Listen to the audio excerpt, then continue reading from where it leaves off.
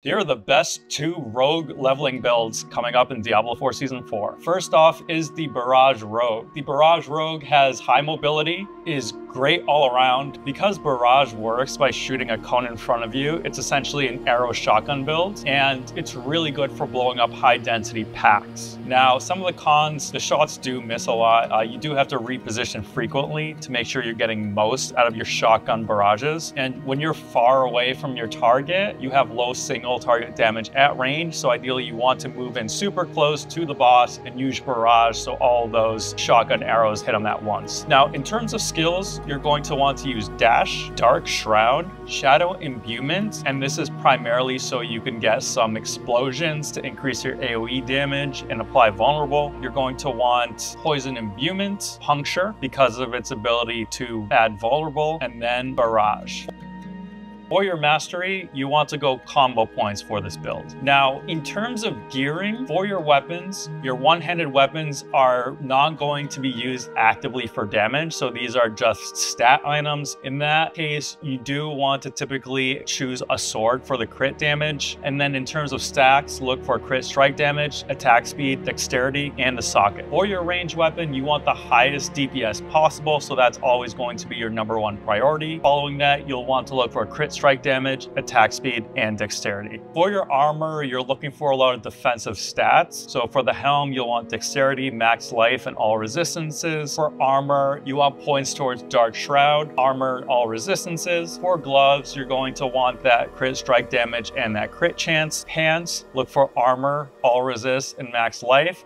And then for boots, look for movement speed, all resistance, and max life. For your jewelry, you'll want this to be damage focused. So for the amulet, look for crit chance, armor percentage, and movement speed. And for your rings, look for crit strike chance, crit strike damage, and attacks. There are 3 legendary aspects which are easy to get here and really help you in that leveling process. The first one is Aspect of Branching Volleys. You can find this in Shadowed Plunge in Hawazar. The second one is Aspect of the Expectant. This one is found in the Underroot in Skosglen. And then the third is the Rapid Aspect, which you can find in Buried Halls in Dry Steppes.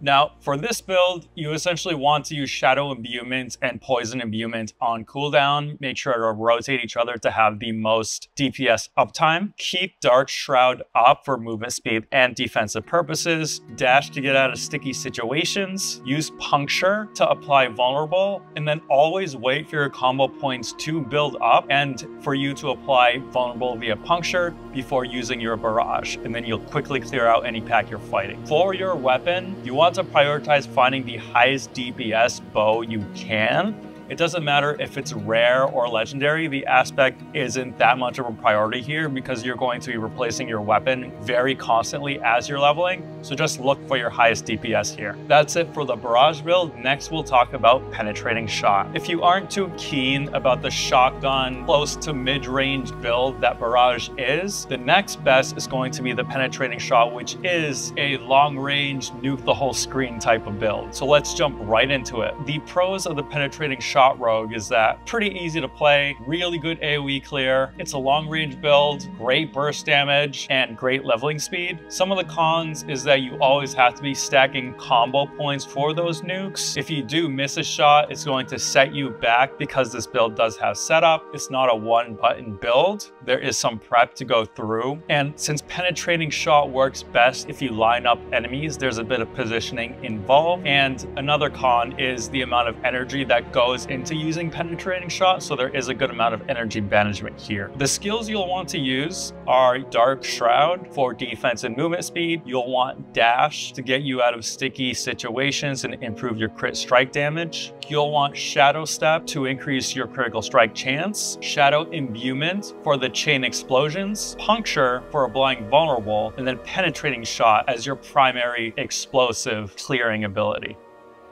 Now, for your items, on your armor, you'll want to look for maximum life and cooldown reduction on your helm, maximum life and ranks to Dark Shroud on your armor. For gloves, you want ranks to Penetrating Shot, critical strike damage and attack speed. For pants, you're going to want maximum life, armor, and dodge chance. Boots, look for movement speed, dexterity, and energy per second. Now, for your jewelry, on your amulet, you want to look for movement speed so you can get around quick and position yourself well. You'll want critical strike chance as well as cooldown reduction. For your rings, look for dexterity, crit strike damage, and attack speed.